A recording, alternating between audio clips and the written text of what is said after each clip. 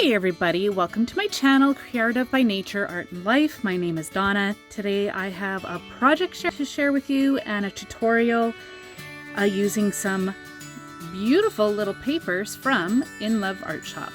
All right, let's get into it. Okay, so I will have the link to this little booklet of paper down in my description box for you to check out. There was other styles as well. This one's called Bennett's Manor. And there are a lot of vintage items, vintage images in here.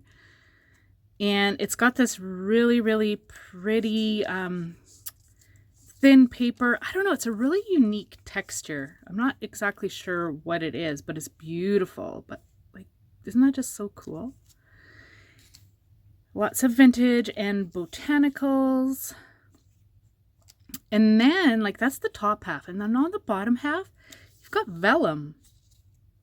Just thought that was so cool. I fell in love with this little booklet of paper. And when I saw it, right away what I thought was stamps. You can make your own stamps, and it is so easy when you've got beautiful papers like this. So I'm going to show you how I do these quickly. And then you can also use these on tags or on like journaling cards or just to decorate something. Yeah, there's of course no right or wrong way to do it. So I've got some assorted papers here. I'm going to show you one using the solid and then one using the vellum. So this one here is coffee dyed, and I really liked how that one turned out. Oh, you can't really see the coffee dyeing too much on that, but this one I use coffee dyed paper, so I'm going to try that one out. But use any papers you'd like. It's like seriously no right or wrong. Just find an image that you like. Okay, so I found this really beautiful image. It's got some birds, some flowers, some text, and an image of an old building in the background. So before I start gluing things together, I like to take a bit of the distress ink and just ink up the edges of the paper. It doesn't, you know, it's not like in your face, but I'm trying to make it look like it's been around for a while. So it's gonna ink up the edge and then you can start to glue it together. So it definitely makes a difference. I really like that look.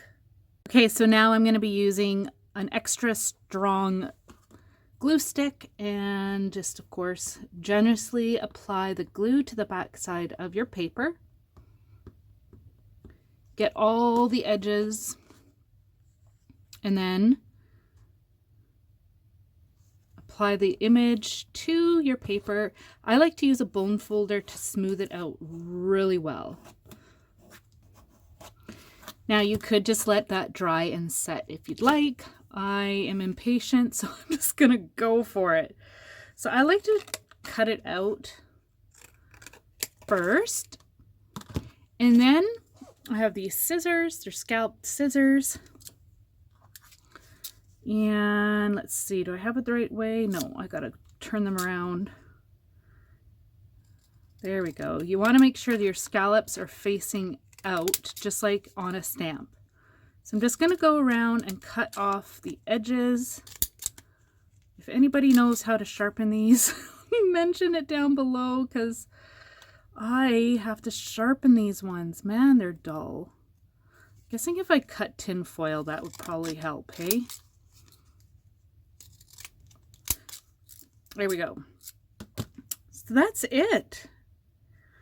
That's trimming it off. And then I like to, again, take your distress ink and ink up the edge to make it look like an old stamp. Okay, so now you need to get the stamp on here to make, you know, like your postage stamp. So I don't have many. I do have something on order, but it's taking a while to get here because of COVID, of course.